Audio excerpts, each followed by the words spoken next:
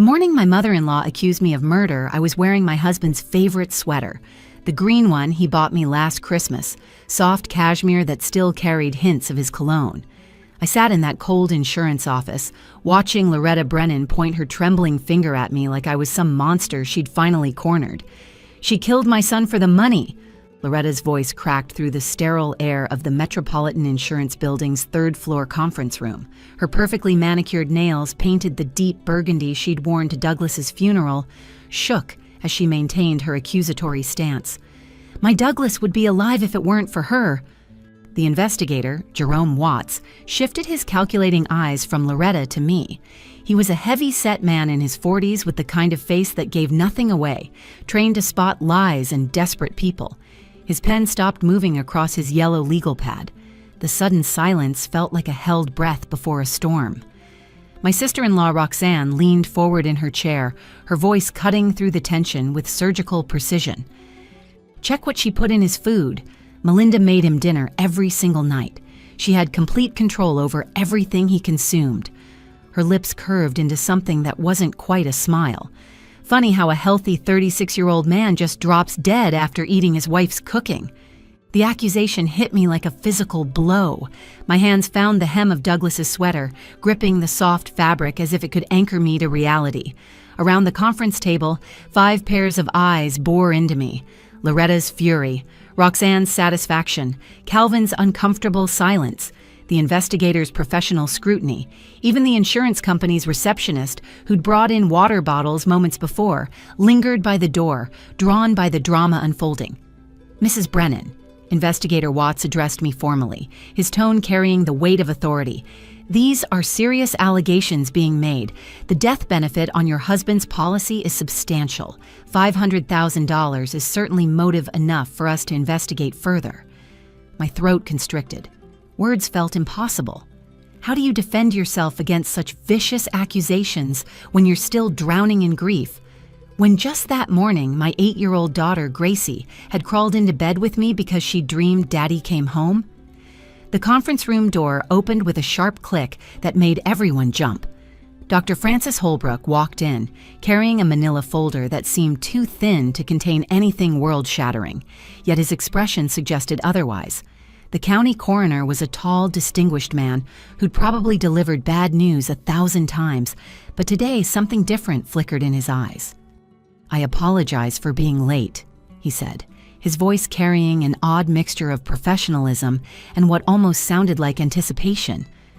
Traffic from the county building was worse than expected. Loretta shot up from her chair. "Doctor, thank God you're here. Tell them what you found. Tell them what she did to my boy." Dr. Holbrook set his folder on the table with deliberate slowness. The fluorescent lights overhead hummed in the silence. He looked at each person in turn, his gaze lingering on me for a moment longer than the others. "We did find something unusual in Douglas Brennan's system," he announced. Roxanne made a small sound of triumph. Loretta gripped Calvin's arm so tight I could see her knuckles whitening. The investigator's pen hovered over his pad, ready to document my downfall. "The toxicology report revealed the presence of ethylene glycol," Dr. Holbrook continued. "Antifreeze." My vision blurred. The room tilted. This couldn't be happening. I'd never touched antifreeze in my life. I didn't even know where Douglas kept it in our garage. "But," the coroner raised his hand as Loretta started to speak, "the pattern of exposure tells a very different story than what's being suggested in this room." He opened his folder, revealing typed reports and photographs I couldn't quite make out from where I sat. The poisoning was chronic, occurring over approximately 6 months through small, repeated doses. The concentration patterns indicate occupational exposure, not acute poisoning through food. He pulled out a photograph. More importantly, we found evidence that leads us in an entirely different direction. Everyone froze. The accusatory energy that had been directed at me suddenly scattered, unsure where to land. Loretta's grip on Calvin loosened. Roxanne's satisfied expression wavered. The investigator set down his pen. "What we discovered wasn't from her cooking," Dr. Holbrook said, his words measured and final. "In fact, Mrs. Melinda Brennan had nothing to do with her husband's death." The silence that followed was deafening. In that moment, wearing Douglas's green sweater like armor against their hatred, I watched their certainty crumble and wondered what truth could possibly be worse than their accusations. 3 weeks earlier, life had settled into its new, painful rhythm without Douglas. He'd passed away on a Thursday night, just after 10:30, from what the emergency room doctor initially called a massive heart attack. I remember the exact time because I'd been watching the news, waiting for him to come to bed, when I heard the crash from our bathroom. By the time the paramedics arrived, my strong, healthy husband was gone. Douglas had built Brennan Landscaping from nothing into one of the most respected companies in our county. He'd started with just a pickup truck and a mower, working every daylight hour to grow something meaningful. His hands were always rough from work, permanently stained with earth under the nails, but gentle when he tucked our children into bed each night. The business had finally hit its stride this year, landing the exclusive contract for the Morrison estate and 3 other high-end properties. That morning before the insurance meeting, I'd stood in our kitchen making breakfast for Gracie and Ethan. Everything still felt wrong. Douglas's coffee mug sat untouched on the counter where he'd left it that last morning. His work boots still waited by the back door, caked with dried mud from the Morrison property. "Mom, why are you wearing Dad's sweater?" Gracie had asked, looking up from her bowl of cereal. Her eyes, the same warm brown as Douglas's, held that heartbreaking mixture of confusion and hope that had been there since the funeral. "Because it still smells like him, sweetie," I'd answered honestly. There was no point lying to children about grief. They felt it just as deeply. Ethan, 2 years older and trying so hard to be strong, had pushed his eggs around his plate. "Will we have enough money without Dad working?" The question had knocked the wind out of me. "That's why I'm going to this meeting today, buddy. Dad made sure we'd be okay. He had insurance to take care of us." The Metropolitan Insurance Building stood like a glass monument to other people's disasters, all clean lines and cold efficiency. I'd arrived 15 minutes early, needing time to steady myself in the parking lot. $500,000. It sounded like so much money, but all I could think about was how Douglas had calculated it down to our mortgage payment and the kids' college funds. He'd been so practical, so careful about our future. The Brennan family had already assembled when I walked into the conference room. They sat like they were posing for the world's most uncomfortable portrait. Calvin occupied the corner chair, his presence quiet as always. In 35 years of marriage to Loretta, I'd rarely heard him complete a full sentence without being interrupted. He nodded when he saw me, a small gesture that felt like the only kindness I'd receive in that room. Loretta sat in the center, her back rigid with the kind of posture that came from years of believing she was better than everyone around her. She'd never approved of me. I wasn't from their social circle, wasn't from money, wasn't anything but a dental hygienist who dared to fall in love with her precious son. She'd worn black to our wedding. Douglas had laughed it off, but I'd never forgotten. "Melinda's here," Calvin said quietly, the words barely reaching across the table. Roxanne didn't look up from her phone. Douglas's younger sister had always treated life like a competition where everyone else got a head start. At 31, she still lived in the apartment Loretta paid for, still jumped from job to job, still blamed everyone else for her problems. She'd asked Douglas for money so many times he'd started screening her calls. "I suppose you're here for your payout," Roxanne said, still typing. The words were casual, but venom dripped from every syllable. "I'm here because the insurance company requested this meeting," I replied, taking the chair farthest from them. The table between us felt like an ocean. Loretta's eyes traveled over Douglas's sweater, and her lips pursed.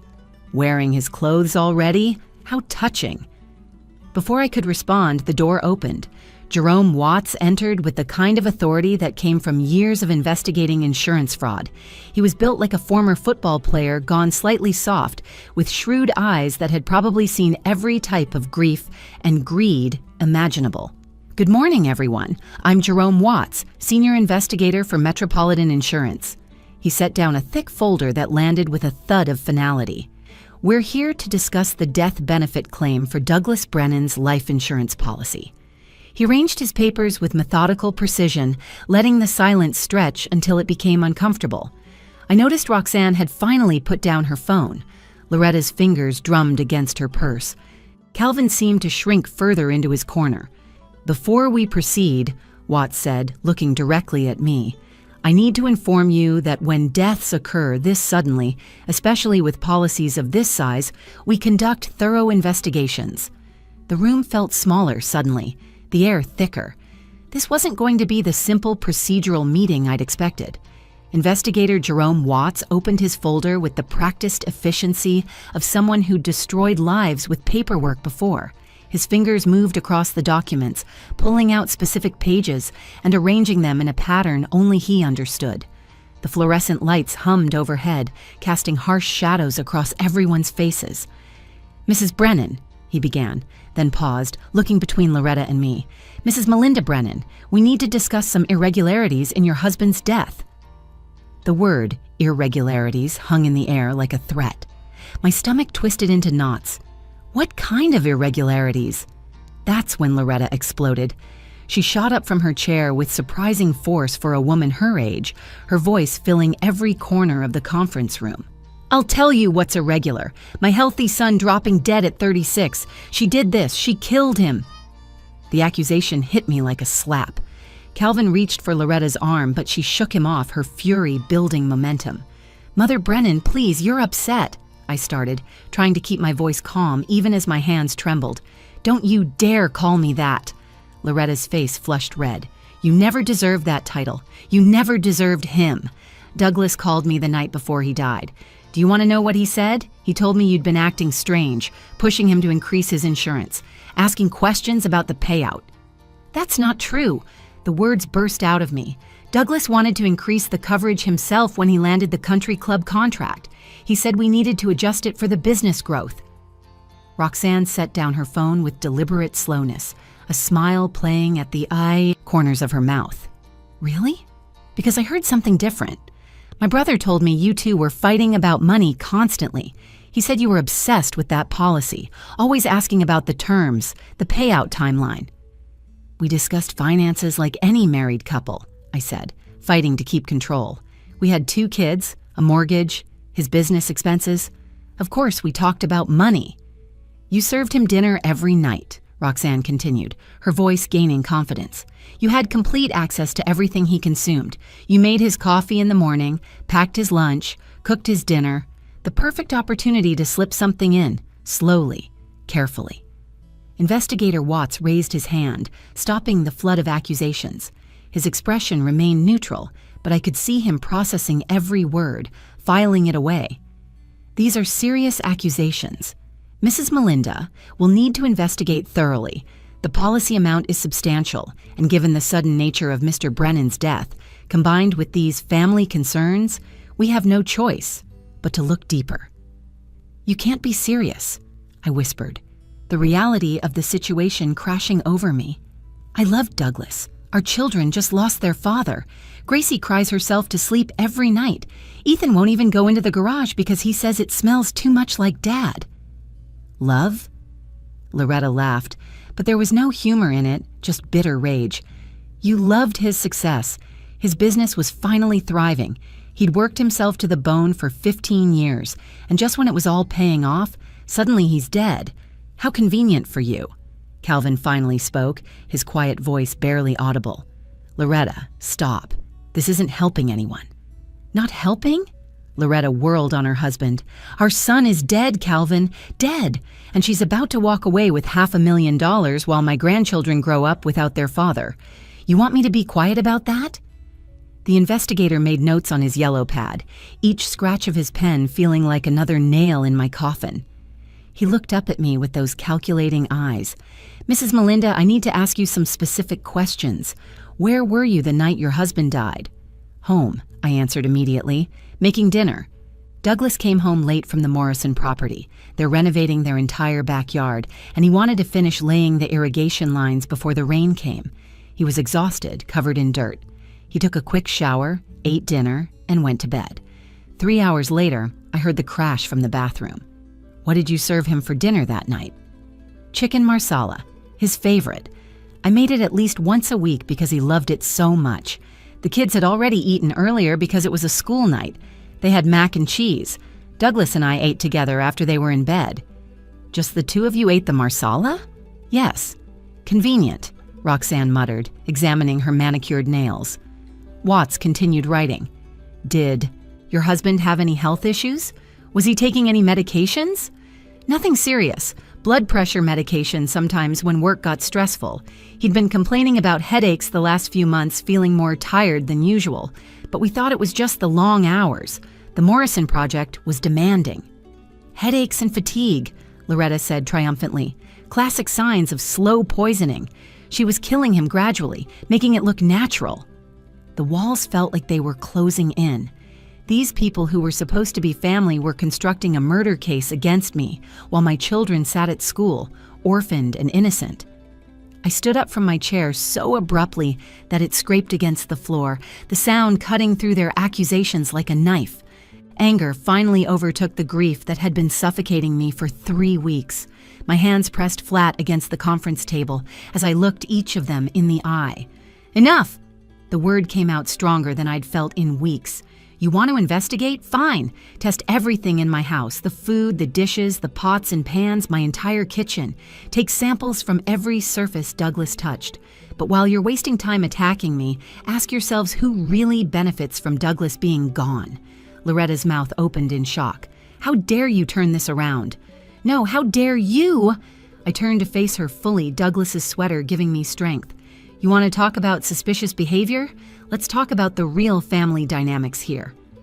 I focused on Investigator Watts, who had stopped writing and was watching me intently.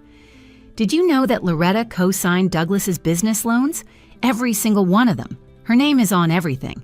She'd been pressuring him for months to make her a full partner in Brennan Landscaping. Calvin shifted in his corner chair, his eyes widening. This was news to him.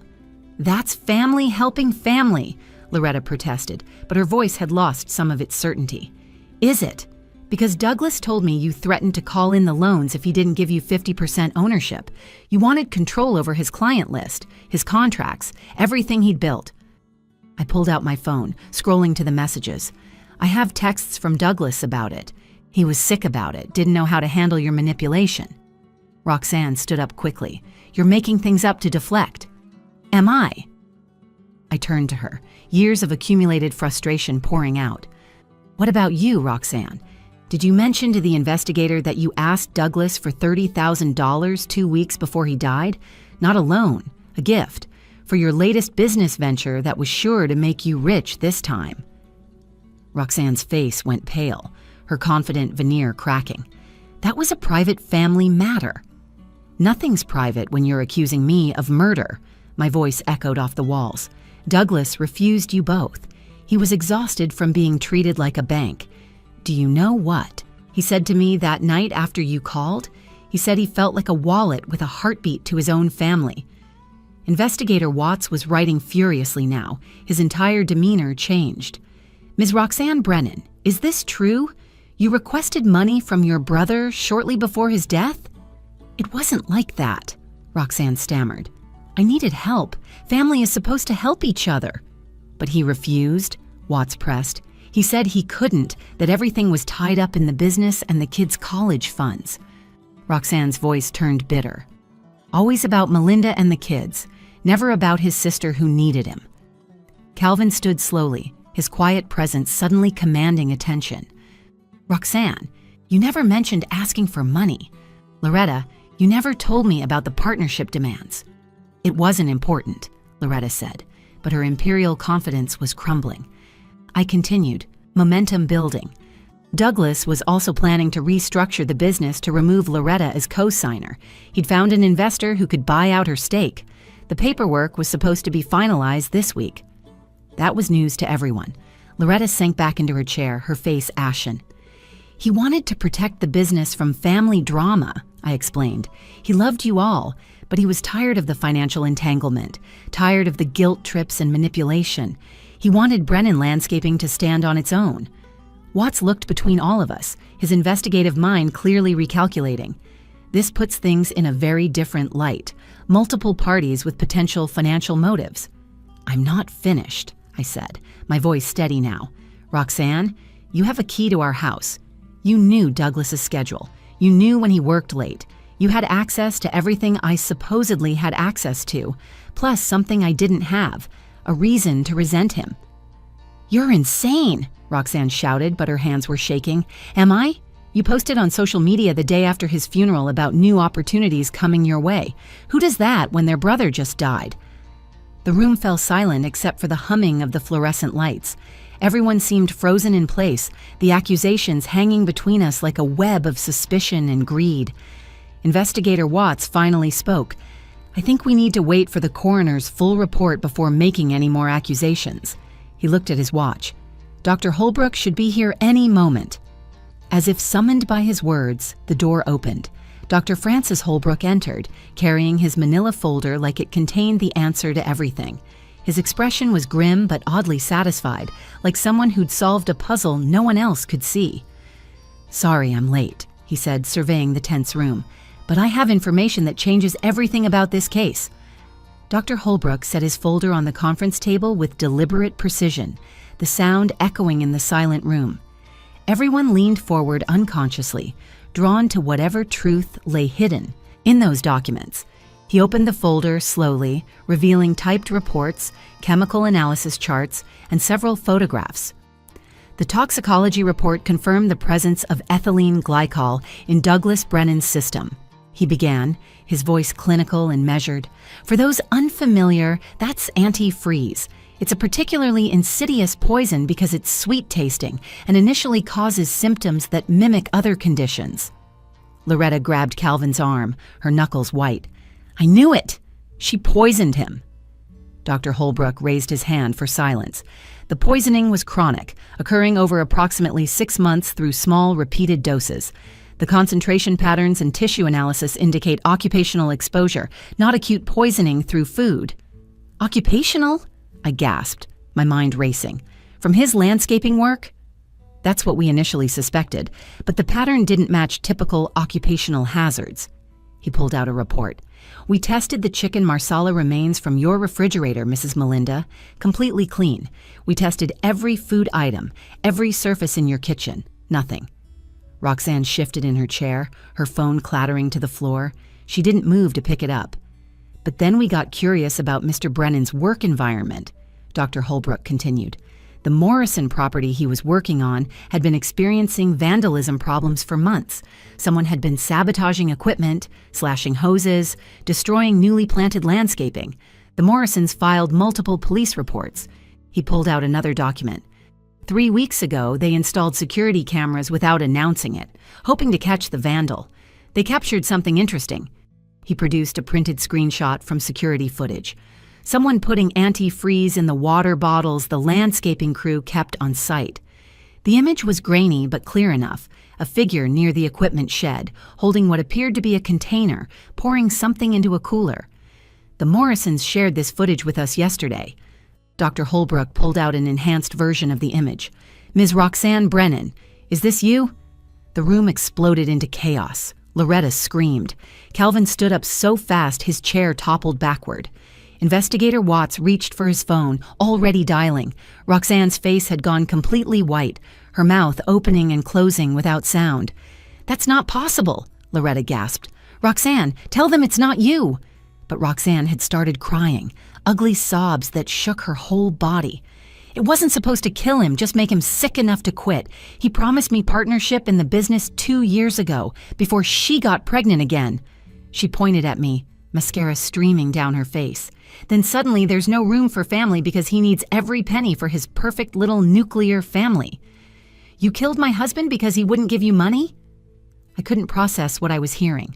My legs felt weak, and I had to grip the table to stay upright.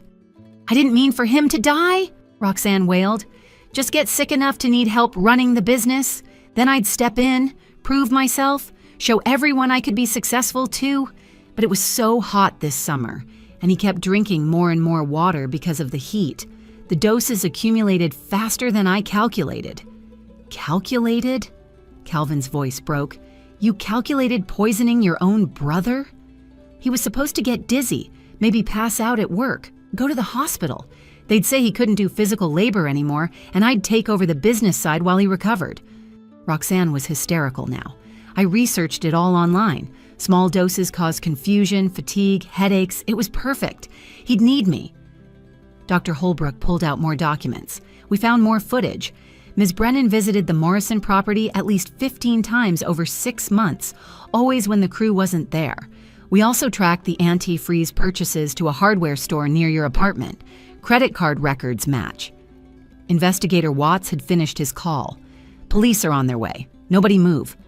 Loretta collapsed into Calvin's arms, her body shaking with sobs. My baby murdered my baby, she kept repeating, the words barely coherent. You knew about Douglas increasing the insurance, I said quietly, the pieces falling into place. You thought if he died, you'd contest the will, claim I was unfit, get control of both the money and the business. I never meant for this, Roxanne screamed. It was supposed to be simple. He gets sick. I save the company. Everyone sees I'm not the family failure. But he just kept working through the symptoms, kept pushing himself harder. Those headaches, I whispered. The fatigue. He thought it was stress. The ethylene glycol built up in his system over months, Dr. Holbrook explained. The final dose, combined with the accumulation and his exhaustion, triggered complete kidney failure and cardiac arrest. He died of chronic poisoning, not a heart attack. Police officers entered the room, their presence making everything suddenly, horribly real. They approached Roxanne with handcuffs, reading her rights as she sobbed about fairness and family and broken promises. The insurance office cleared out slowly after the police took Roxanne away. Her screams about unfairness echoed down the hallway until the elevator doors finally closed. Loretta hadn't stopped crying, collapsed against Calvin's shoulder, repeating, "Both my babies," over and over until the words lost all meaning. Calvin guided her out carefully, his own face aged 10 years in 10 minutes. Before leaving, Calvin stopped at my chair and placed a weathered hand on my shoulder. Melinda, I'm sorry. What we put you through today, after everything you've already suffered. Douglas loved you. He loved those children. We should have seen that instead of letting our grief turn into something ugly.